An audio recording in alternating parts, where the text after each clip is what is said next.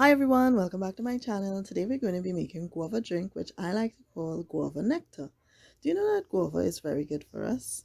It helps lower blood sugar levels. It's also good for your heart, your skin, your digestive system. It has a lot of benefits. That's why I like guava so much.